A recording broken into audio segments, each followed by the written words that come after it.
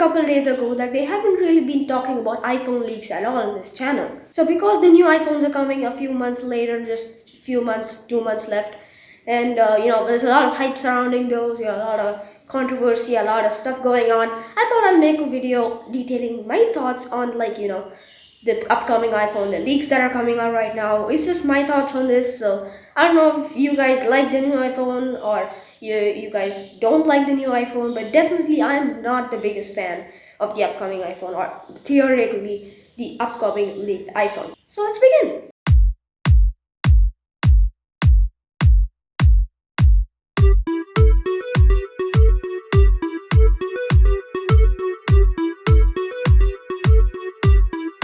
So back in April and March, this rumor started coming up that Apple is making that weird looking 4 camera looking thing, but it's actually a 3 camera thing on the back of the phone. It looks weird, it looks absurd, but I think that's exactly what we're getting.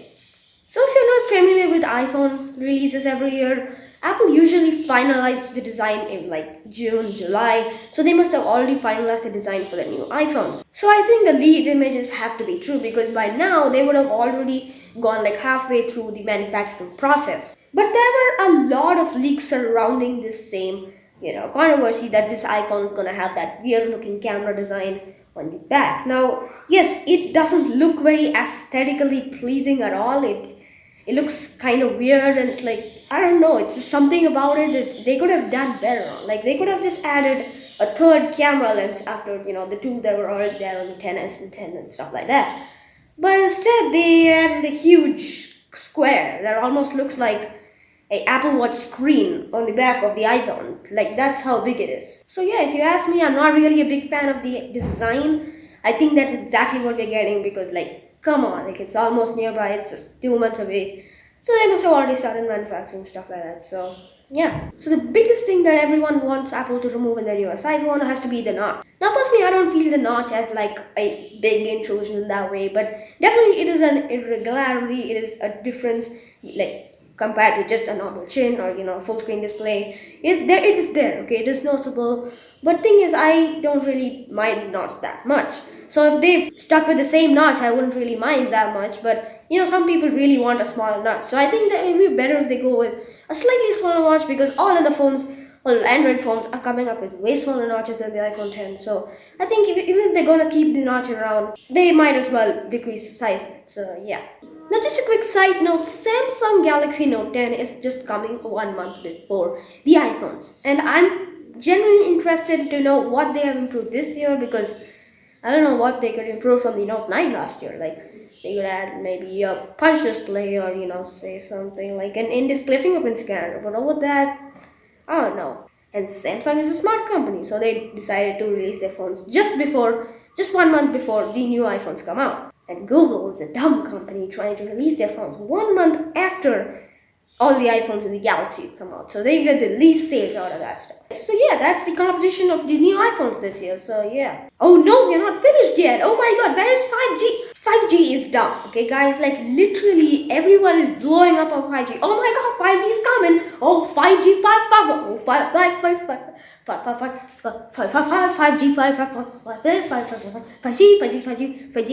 5G. Guys, 5G isn't that big of a leap front, okay? Right now the speeds may be awesome and 3 people may be having 5G in the whole world right now, but trust me, the speeds are amazing, right? And this is something that I've been noticing from a really long time ago. When 3G was coming out, everyone was like, oh my goodness, 3G is so much faster than 2G. And then when everyone got 3G, these cell towers became taxed up.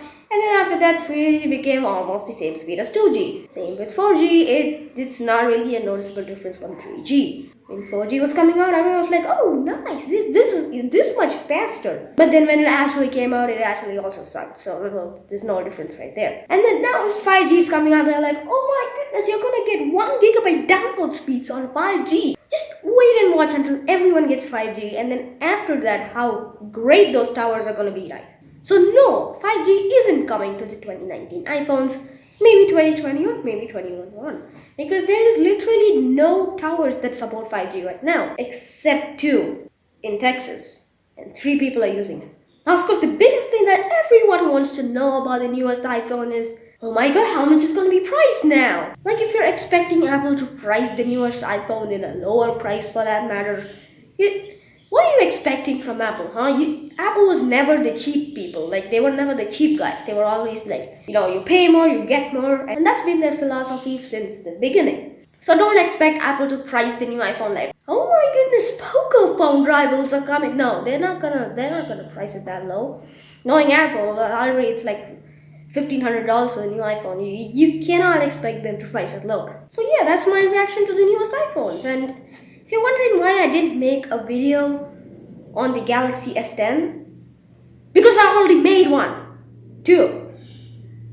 And sorry, you're not gonna get Pixel 4 reviews or first impressions. You're gonna get a freaking Pixel 4 rant. Anyway guys, this is the Apple Sheep and I will see you on the next one.